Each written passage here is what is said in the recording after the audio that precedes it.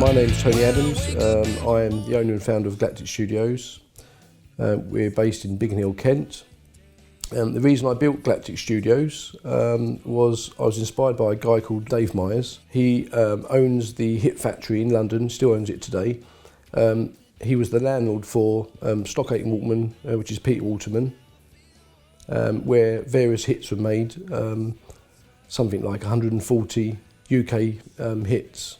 Basically, are responsible for most of the hits in the 80s and the early 90s, like Bananarama, Carly Malone. But one of the most well-known guys who worked there as a producer and a composer was Pete Hammond, which everyone knew him at the studio, but no one knows him outside of there. He's quite a nice guy. He is responsible for making probably over 100 hits alone on his own. He also wrote on the Take That album, and Danny Minogue, and lots of other tracks which are known throughout the world, really. Matt and Warren, which are the sons of David Myers, predominantly have always done dance music. They started off at the Hit Factory in London, and they are my neighbours, which just a few doors away from where I live. And about 8 years ago, I started travelling to various locations around the world, record labels, or they'd done DJ set. And I saw an opportunity with Matt and Warren, and obviously believed in what they'd done. So I decided to build the studios and make this would be like the new Hit Factory, but just a modern version, which it is. Warren Myers, for instance, has had probably over 100 cuts as a producer and a composer. As a team, they've probably had something like 300 cuts, which is quite a lot for a production company, as in cuts. Music, they've probably records or songs they've composed. You're talking, over 1,000 or more. They've got quite a large catalogue between all of them.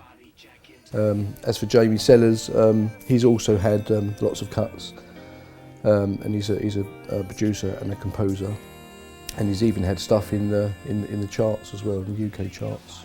And even back down to Matt and Warren in the early days, they had a hit with Hypnotica, which is a worldwide hit. It went to #1.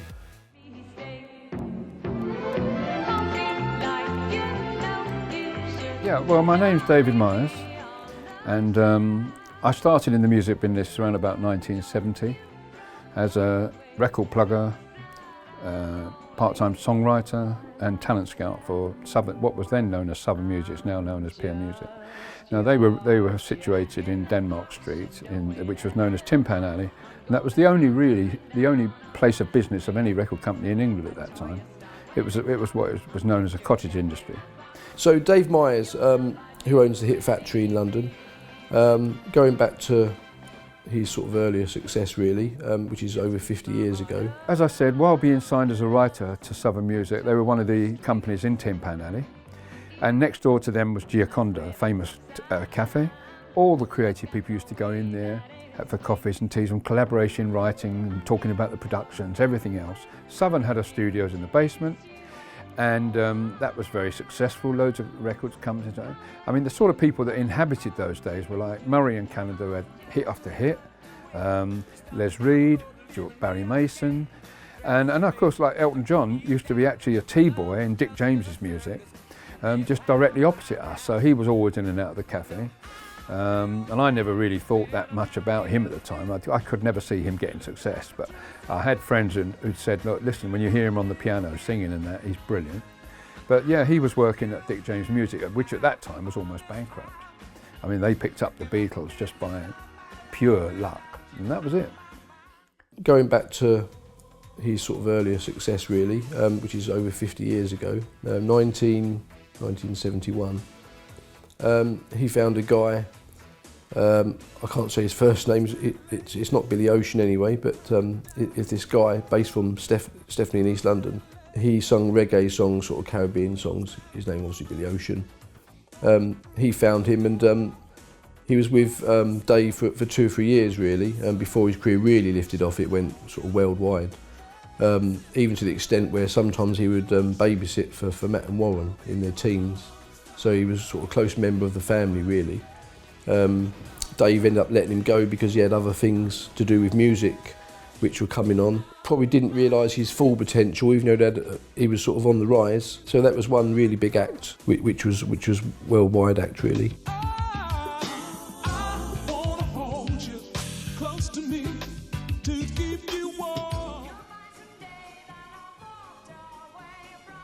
The Eurovision Song Contest in 1971 had various artists were pitched to perform for the UK, for the European Eurovision Song Contest. And Dave wrote this song, Jack in the Box, and it was picked against some big players at the time. I'm just your Jack in the Box, 'cause for your love I'd do anything. We proceeded to concentrate on writing songs, and eventually I ended up writing a Eurovision entry by pure accident, and using a singer who'd never made a record at that point called Elaine Page, and who subsequently went on, as a result of us winning the British entry, with a song called Jack in the Box that she'd sung. And that was the first time she'd ever sung anything as a demo. After Elaine Page done the demo for Dave for the Jack in the Box song, where she met him in the cafe, another lady who went on to sing the song was called Claudia Rogers, and this is the lady from Ireland, and very well-known household name. The relationship between Ireland, as in the IRA, with England wasn't very good at the time, and her being Irish, wanting to perform this song for the Eurovision, they basically sent her death threats. It was in the papers, and it was on, everyone knew about it, and it was a sort of touch and go situation. Does she sing this song? But anyway, she did go ahead and sing the song, and she won it, and she's still alive today. Obviously, Matt and Warren got quite a few good connections in the music industry over the years, especially with their dad being like 50 years in the industry. And one of the guys which works closely with us all, he's a nice guy. His name's Chris Herbert. He's the former Spice Girls manager. He basically came and looked at the studios and said, "Wow, I really like what you guys are doing." When Chris Herbert first come here, he was looking after some of the artists for the big reunion. There was Five and Bewitched, and he mentioned to us when we was building the studio, me, Matt and Warren was here, and he said, "Look, if he was interested in doing the big reunion as music producers to recreate all the tracks for all of the bands, ITV was looking for someone, a production company to do it." So Matt went to London and got an appointment and secured a contract with ITV, and that's where it all started really. Obviously it's a very big success, it went ever so well. We even managed to go onto some of the locations where they was doing the filming, and we was involved as guest list. We all went to see the shows, which was quite rewarding, because it was nice that we went to the show and we could see what everyone had done, because we had various teams creating different songs, and when you see it as a show, no one realises all the work what's involved, and it's quite a lot. And sometimes at the last minute we have to do like a 20-second sort of edit on the track to change it because it's not quite right for the show, or so there's lots of things go behind the scenes which people don't really know about. Basically ITV said, "Okay, you guys obviously know what you're doing, so we want you to be involved in some of the other stuff," which was they done the theme music for Surprise Surprise for the Saturday night show. They done the theme music for Peter Andre's show, and then another funny story come out of it. Years ago, Ant Dec had a number, I don't know if it's number one actually, they had a hit, well, I don't know if it's even a hit. It's called Let's Get Rumbled, as in Let's Get Rumbled, Let's Get Rumbled.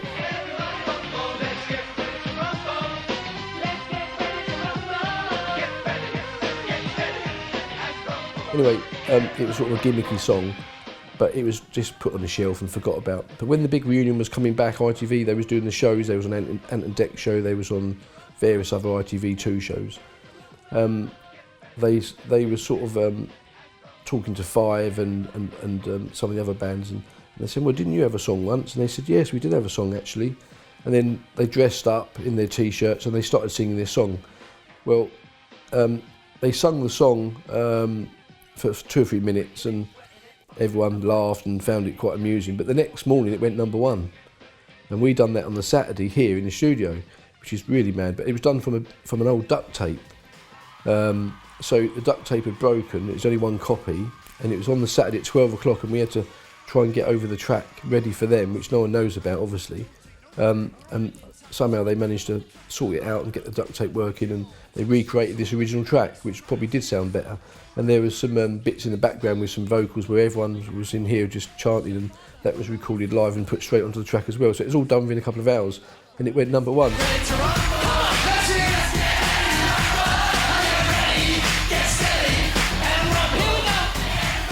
Audio Freaks have a production company with many writers and artists who are signed to them. They have got a contract with Peer Music, obviously Peer Music are global. They've got a contract with a Japanese label in the last couple of months, which looks quite promising, and Warren's just had a cut there. And they've also got a contract with Tauper, based in Holland. They also own the programme called The Voice, so we've had a few of the guys from The Voice here. We've been recreating, or producing I should say, songs in these studios here today. Yeah, there's one other guy which people don't see a lot of, because he's based up in Norwich, and he works ever so hard, sort of 24/7 really. Is Dale Askew. He's the director with Matt and Warren, and he's like the A&R guy really. He's the one what listens to all the music and sends it off to record labels and tries to get cuts for the teams. So Dave Doyle. Dave has had also a lot of success. He's predominantly doing lots of remixes for some really big artists all over the world, and also in America. And he's at the moment he's actually writing on an album with Tony Monreal, who is the lead singer of Incognito, which is a jazz band. And Tony's doing his own solo thing, and he's just brought out like an EP, and it's #1 in the soul charts at the moment. So it's been quite successful in what they've done together really. And the song's called Spotlight.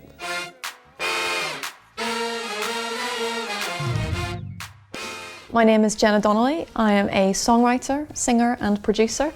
I currently work for Audio Freaks and work here out of Galactic Studios in Kent, near London. And I'm originally from Belfast in Northern Ireland. Well, so far I've had hits across Europe. I've had just had my top 5 in Japan over the summer, which was excellent. Starting to get big cuts with major labels in the pop and dance world, in Spain and the Netherlands and things like that. Working closely with artists from ITV's Big Reunion. So recently working with the Honeys on their album, since having finished the Big Reunion. So we've been in the studio regularly with them, coming in, recording vocals and songwriting as well. And I do a lot of the treatment for cuts that I get abroad here as well. So I'll bring in the vocals and treat them in the studios because they've got these, fantastic kind of sound systems and things like that. I feel that Galactic Studios is an absolutely ideal place to work for me. It's got, above everything else, the fact that it's got amazing facilities and resources. All the equipment is top-notch, state-of-the-art. It has a very special vibe about it that people have talked about when artists come in. They say there's such a good vibe about this place, whether it's from Audio Freaks or a central part of Galactic, or whether it's external producers, external songwriters coming in. Everybody gels really well here. They feel very comfortable very quickly, and we produce some really great music as a result, which is what we want.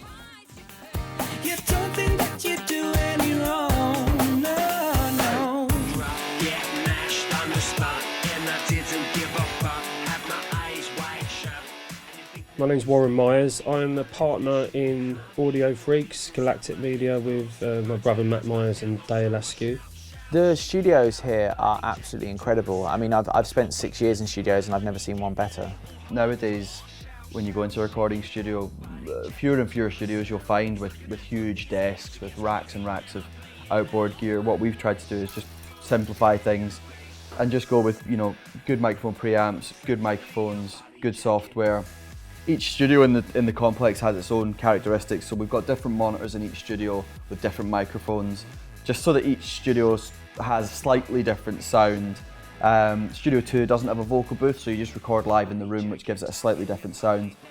Studio 3 in here, we've got a small vocal booth. Downstairs, Studio 1, we've got there's a bigger vocal booth which can hold groups, and you can also record live drums and bigger instruments in there if need be. But today we're just going to be focusing on vocals, so we're just going to be mainly using Neumann microphone straight into Logic, and yeah, usually we find that get us the sound that we need.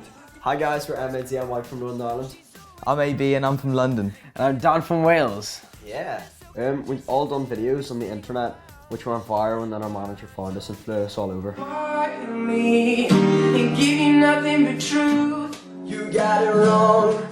To prove I'm right, I put it in the song. We're in Galactic Studios today working on our new album. It's going to be loads of fun. We got it today, and yeah, we're really looking forward to it. Hi, we're Monroe. I'm Kelly. KJ. And I'm Katie.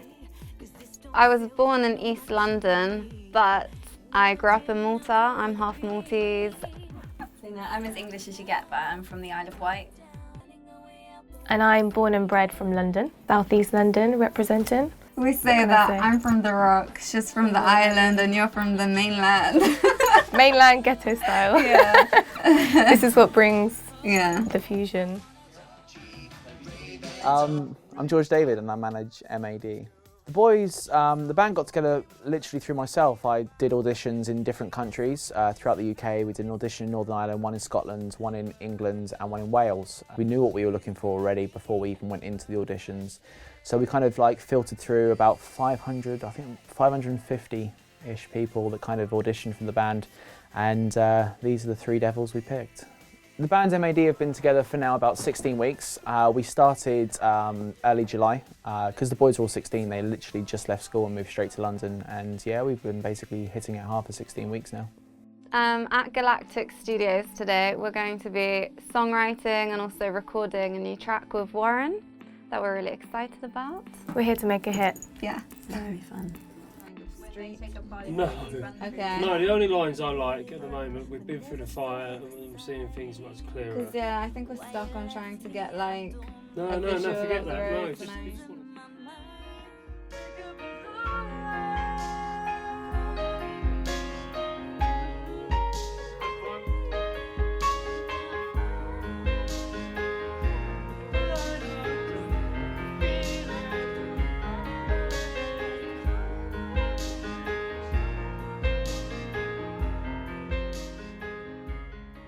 Well, today is just another day.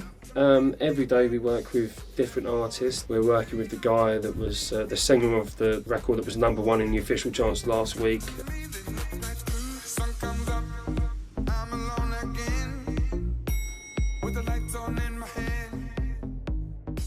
You know, every day's a different day, different clients, but today just happens to be Monroe.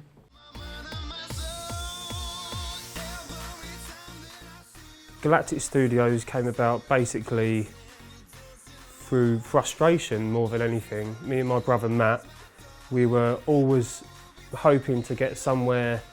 Obviously we had the Hit Factory up London, and that was, you know, it's a long way to travel. And so we moved back and we had our own studios back where we lived, in our village in Tatsfield. We had a few studios there. And then we were always sort of, whenever we drove about, we were looking at barn conversions to set up our own sort of complex, and it didn't really happen. Plus there's a lot of money to invest in something, you know, and it was kind of, you know, especially at a time in the industry, it was very hard, you know, the industry was very cutthroat, and we were, you know, getting by and doing okay. And then Tony turned up to my window one morning. I'd woken up and he'd knocked on my window, and I sort of looked out, and he said, I'm building a studio. And I just looked at him and said, you must be crazy, man. I was like, you know, this isn't the time to build studios. Everyone's tearing theirs down because they're just, you know, it's a dangerous time. But anyway, 10 minutes later, I'm laying there, I've got excited, and I've gone round to his house just up the road, and I said, Tone, you know, this is exciting, actually. I mean, you know, count me in. So he literally, within 2 months, as Tony does, he'd got the builders in, he designed it in his head, and he just made it happen. And, you know, from that point onwards, that was just pure excitement. You know, we were all in, and we were committed, And, you know, in our heads we started making plans, and basically that's how Galactic Studios started. Yeah, Galactic Media was our company. Galactic Media was our company, and we decided with Tony to become partners, and just to sort of keep things very simple and fluent, we decided to, you know, name Galactic Studios. You know, so it was like an all-in-one sort of company, and so we went into partnership with Tony, and then, you know, I always said to myself, it was like, if you build it, they will come, you know, like the film Field of Dreams, and I always had that in my head. You know, it was a big risk, and I know it was a big risk for Tony, but he did it, we did it, we were partners, and then the next year it just got crazy, you know, things started happening, the TV stuff, the artists started coming in, you know, every week we were booked out, you know, and it was like, we were like, what is going on, you know? People just want to be here, you know, the big artists want to be here. We're getting calls from crazy people that we'd only dream of 6 months before, and they were in. You know, I could list 100 names of who's been in there this year, but just for instance, you know, last week we had Damon C. Scott, for instance, as probably a lot of people know. You know, he came in, he sung one of my songs, you know, the Storm Queen song, which is #1. Got his next single, and it's just little things like that. They come in, they vibe, it's a creative hub, and it's just really exciting. You know, I don't think that anything bad has happened this year. It's just been strength to strength, and you know, the family of audio freaks have fitted really well into the Galactic Studios camp, and you know, we're set for success now. So.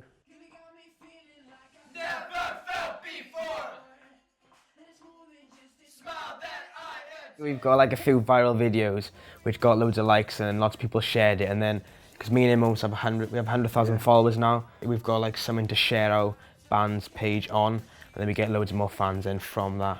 I think it makes us and the fans like family. People feel like they're more friends with us. They're close just to know us. Because they're close to us and they're like really loyal. Like almost every fan goes and buys the album and buys the single. I think that's what gets us in the charts. Like support us so well, so yeah, thankful to them. We've had quite a good amount of success in the 16 weeks we've been together. The boys hit number 37 in the charts on the first single, with no radio, no TV, no press, nothing like that, just literally our social fan base, which was absolutely incredible. We didn't expect it in the slightest. We were kind of quietly hoping for a top 100, and we would have been really happy with a top 100 because, as I say, we literally didn't have any kind of press at all.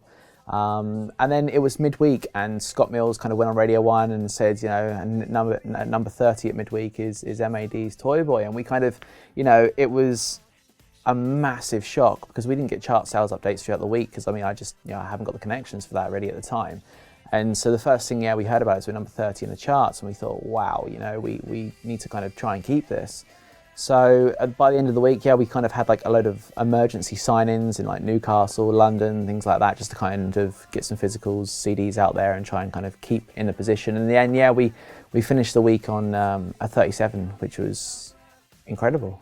So for instance, Bianca's been in the industry for over 10 years and has had quite a lot of success in the UK and Europe. And she's been on various TV shows and performed at various places, and she's even had some quite successful hits in the charts, national charts in different countries, and she's produced some of those records with partner Warren.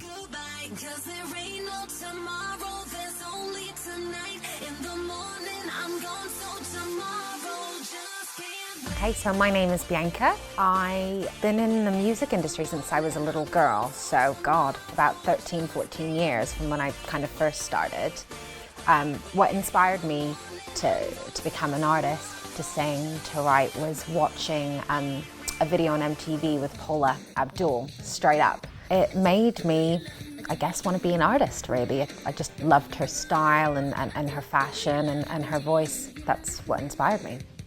Well, the music industry is really, really tough, and I've been doing it for a really long time. I've been really, really blessed to work with a bunch of different type of people, you know, from Pitbull, the rapper, to the Audio Freaks boys, so Warren and Matt Myers, to Grant Nelson, to Alexander O'Neill, just a vast range of people. These are just some of my favourite people that I've worked with, and I've just been really lucky. I've managed to work with Warren Myers, who is a great producer, and he's really kind of been able to find my signature style, should I say.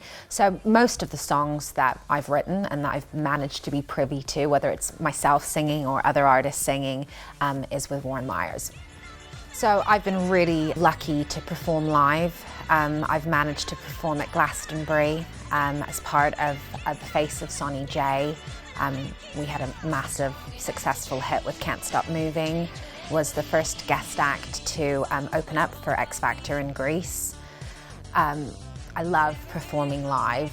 I would say I probably prefer recording in the studio just because, I don't know, I find it a little bit more fun, but I definitely love performing live.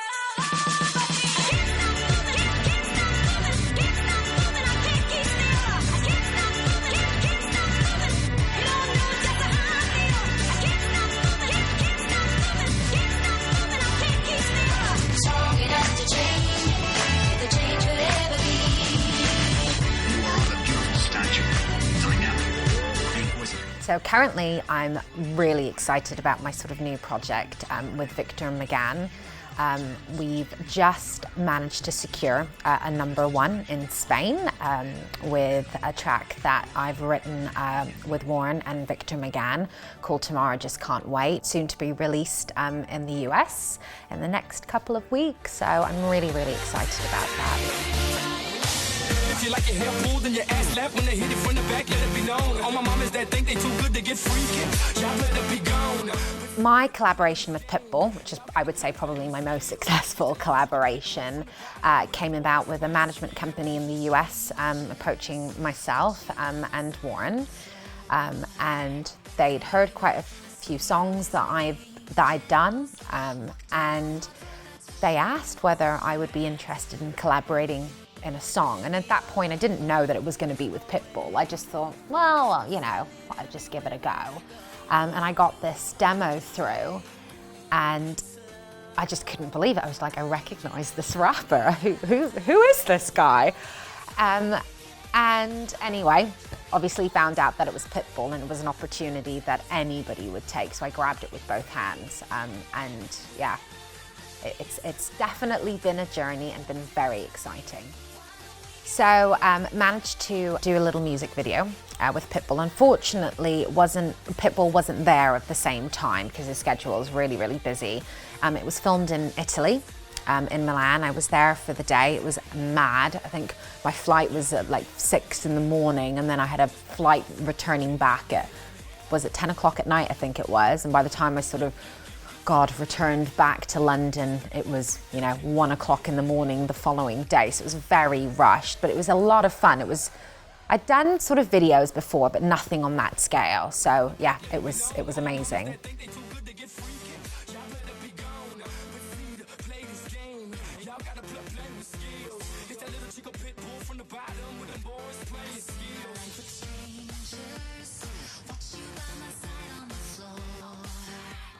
We've been very lucky because we've done some really good shows. We opened the London New Year's Day Parade at the beginning of the year.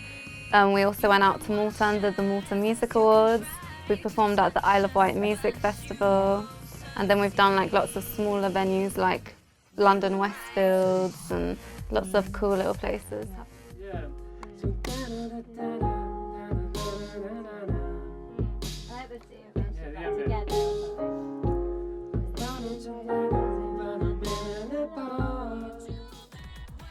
My name's Jenny Adams. I've worked at Galactic Studios for just over a year now.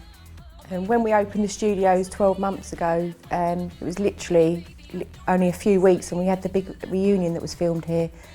And from all those artists coming in here, and they've kept coming back, other doors have opened and we've had so many different artists that have come through the doors. And it's just got really busy and it's just taken off. I didn't think it would take off as quick as it has. And it's been extremely busy the last few months. And I'm sure it's going to get busier. Worldwide, turn on MTV. From London down to Tokyo and NYC. We're all just obsessed and consumed by the so-called celebrities that we see in the news. Shotgun was a track that came about, I'd say about a year ago, maybe a year and a bit ago, when I was writing. We were pitching songs for the One Direction record, for the One Direction album, and I'd always thought it was a really strong track. And One Direction actually passed on it for the record. They didn't want to record it. And so it was quite frustrating. I always thought it was such a strong track with such a strong identity, and I was really just, waiting for the right act to come along to record it. So the M.A.D. boys got in touch, their manager George got in touch with me. It was actually about another track. They hadn't heard Shotgun. They'd heard another song of mine that they were interested in, and they were interested in doing sort of further work with me for their album. And so yeah, they came down. We did a session where they recorded another song that I'd written, and at the sort of end of the session we were just kind of chatting in the studio, and I thought, I'll play you a few other bits that might work for you. And yeah, I thought Shotgun would just work really well. It was the right vibe. It was young. It was energetic. It was fun, which I thought was just everything that the band was about. And it just seemed almost just crazy. It was just perfectly made for them. It's one of our favourite tracks. It's really good, and we've been doing that today all day, recording it and producing it. I think like we brought out the more cheesy songs to start, more poppy tunes, and then we're bringing out like things that are more credible, like Shotgun. I think we come back with a third song with a bang.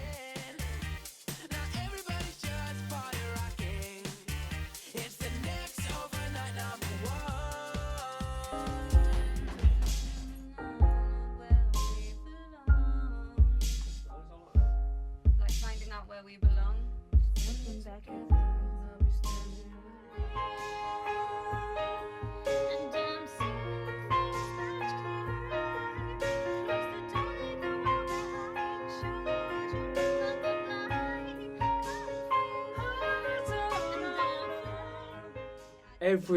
Every time is different. There is no rules to writing a song, and that is one thing that is often sort of misunderstood. That's really nice. Have you got recorded that? What do you mean? On your phone, just so we don't forget that. Yeah. Energy is everything in a writing session. So the girls will come in, I imagine, they'll hear this rough idea, they'll go, yes, okay, this is interesting. And for me, it's all about the energy. I will get that melody first, we'll get the melody first, we'll all the time thinking of the key line in the chorus, the direction, the story, but having that key line, whether it be whatever, just off the top of my head, I'm going to make your heart my slave, or I'm going to, just something that just jumps out and grabs you. And from that idea, everything else will start piecing together very slowly or quickly. I like to keep the energy going. If I feel that there's a dip in the energy, then we're in trouble. So I like to just flip it up, and I say, okay, right, let's put the mic on, let's loop it, just sing whatever comes into your head. And then we do 7 or 8 takes, and then I'll get it on the system, and I'll just sift through it, selecting little bits of melody and start piecing together this puzzle. And I'm seeing things much clearer. I've lived it all before, don't need it anymore.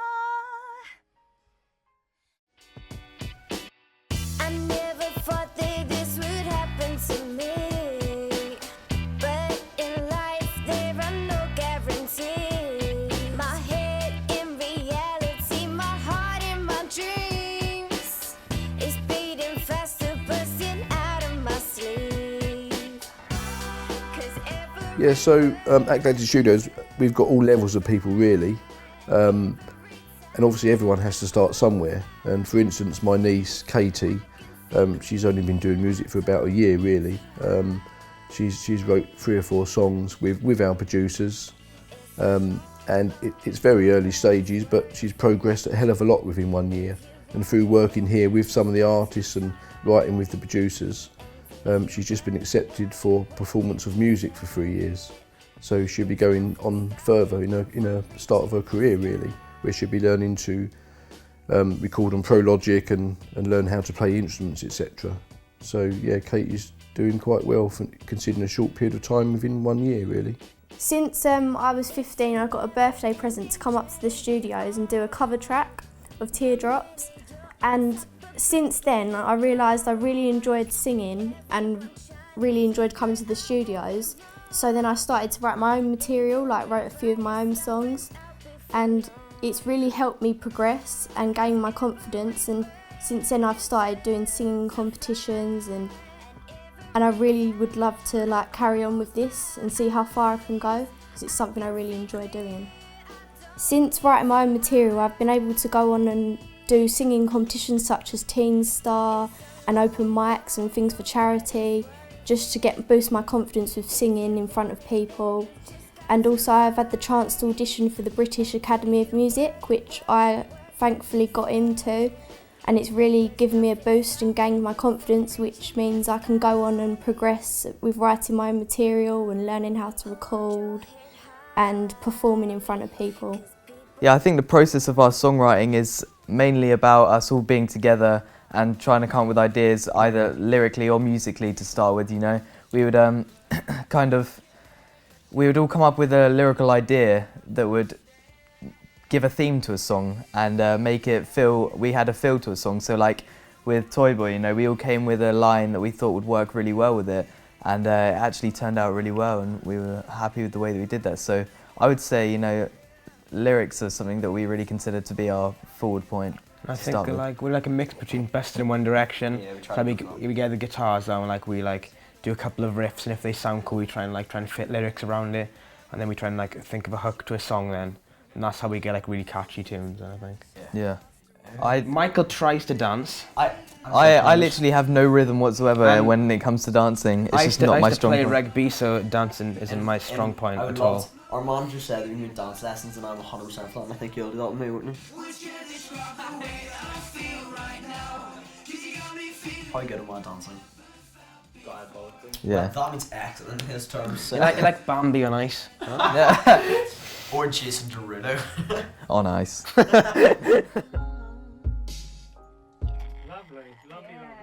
Gorgeous. That's nice. Wow, looking at me. Not you, man. I was talking about the words. So far we've written the first verse and the pre-chorus, and we're just working on the chorus now. Once the chorus is done, it will be a lot quicker, but you know, it's about getting everything perfect. So. The song is basically building a skeleton at the moment, I'd say. So we have the first verse, the pre-chorus and the chorus idea. So it'll probably follow in the same kind of formula for the rest of the song. So we're just getting the lyrics right now for the rest of the song.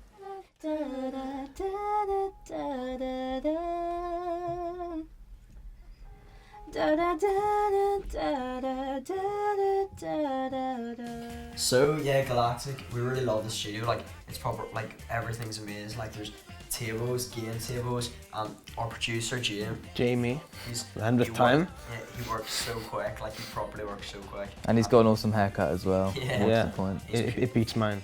Obviously, it feels so home-like, and I think we all feel like a family here, and it feels really comfortable to be in this studio. We love Galactic Studios because it's such a great atmosphere. We love all the studios. We have a bar in one of them. Here on a Friday night, it's amazing, isn't it? Because they just crack open the Baileys, Amaretto. Exactly. We've got a bar for drinking orange juice and water. Yeah, tap water, and yeah, it's really good. And we've got a little games table as well. So like, if we're in the studio, we have some spare time. Like Pac-Man. Yeah, Pac-Man, yeah. Bit of competitions, bit of bets, we got a bit of KFC bets that go on. Yeah. And the winner of Pac-Man gets a free KFC. We're very competitive bands. Like me and the boys literally compete on everything, whether it's FIFA or whether it's, you know, playing football in the park, literally whatever we do, there's a competition, and then we always have bets on everything. And so far, I think I'm about £500 down. So it's nice because you're really comfortable here, and if you've had a really long session, then at the end of the session you can just chill. Some studios have been in their like boxes, like very, very tiny boxes, whereas this is really like free and you've got so much space. There's kind of like multi-studios for kind of different purposes. Obviously the living quarters and kind of the staff, and the fact that we've got a bar in our studio is incredible, because it means that I kind of, instead of sitting there listening to Michael from M.A.D screaming, I can get drunk and it helps. We have the ability to drive from wherever we are in the UK and sleep here for the night, you know, so we can literally spend an entire week recording here, and we have no reason to go and buy hotels or go and leave anywhere or kind of leave the studio basis. So it's really good to be able to come into somewhere which not only you feel really comfortable in and very welcome, but you also feel like it's like a second home and something you can feel kind of really comfortable being with. And if you've got a comfortable environment, you're going to have much better results when you're recording. Yeah, nice one, man. Let's go again. One more. So Jeanette, for instance, come to us last November, and she was working closely with all of us. And at one point, we was on about managing her because we recognised she did have some good talent and good vocals. We didn't realise how busy we were going to be at Galactic Studios, so as time went on, we didn't really have time for her, which is a great shame. She worked with one of the producers called Mike Peters. And they produced a couple of tracks together, which are quite good tracks actually. And since then, obviously she's left us, but she's come back a few times, and she's auditioned for various things, and she got into the X Factor. And since then, she's gone on to tour and do various other things.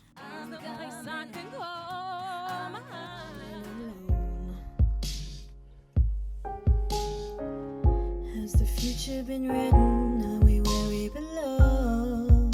I just feel like she climbed. Nothing to make it, nothing faded away. Yeah. You know what I mean? So it just all builds.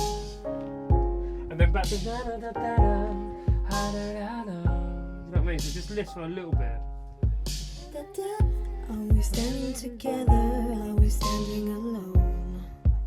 Warren is amazing to work with. Yeah. He's so laid back and relaxed, and he always takes on everybody's ideas and puts them together and just makes it work.